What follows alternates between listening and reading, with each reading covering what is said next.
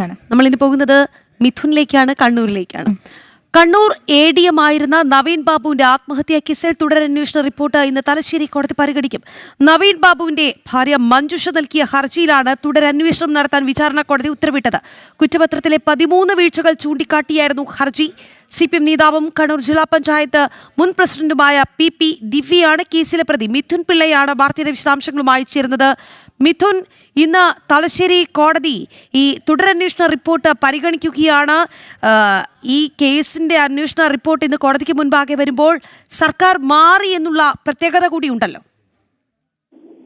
തീർച്ചയായും രാജി, നമുക്കറിയാം ADM ആയിരുന്ന നവീൻ ബാബുവിന്റെ മരണത്തെ തുടർന്ന് ഏതാണ്ട് കുറ്റപത്രത്തിലെ 13ഓളം വീഴ്ചകൾ ചൂണ്ടിക്കാട്ടിയാണ് ഭാര്യ മഞ്ജുഷ തുടരന്വേഷണം ആവശ്യപ്പെട്ടുകൊണ്ട് കോടതിയെ സമീപിക്കുന്ന സാഹചര്യമുണ്ടായത്.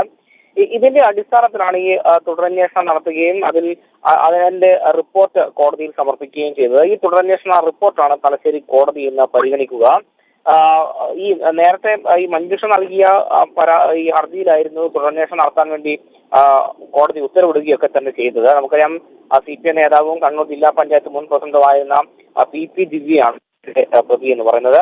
നവീൻ ബാബുവിന്റെ യാത്രയപ്പ് ചടങ്ങിലേക്ക് ക്ഷണിക്കപ്പെടാതെ കടന്നെത്തുകയും അവിടെ യാത്രയപ്പ് ചടങ്ങിൽ വെച്ച് നവീൻ ബാബുവിനെ അപമാനിക്കുകയും ചെയ്തിരുന്നു.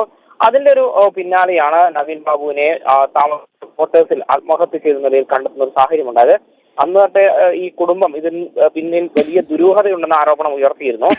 അപ്പോൾ ഇപ്പൊ ഈ കോടതി തുടരന്വേഷണ റിപ്പോർട്ട് പരിഗണിക്കുന്ന സമയത്ത് അതിലെന്തെങ്കിലും കാര്യങ്ങൾ, നിർദ്ദേശങ്ങൾ പറയുമോ എന്ന് കണ്ടു തന്നെ അറിയേണ്ടിയിരിക്കുന്നു.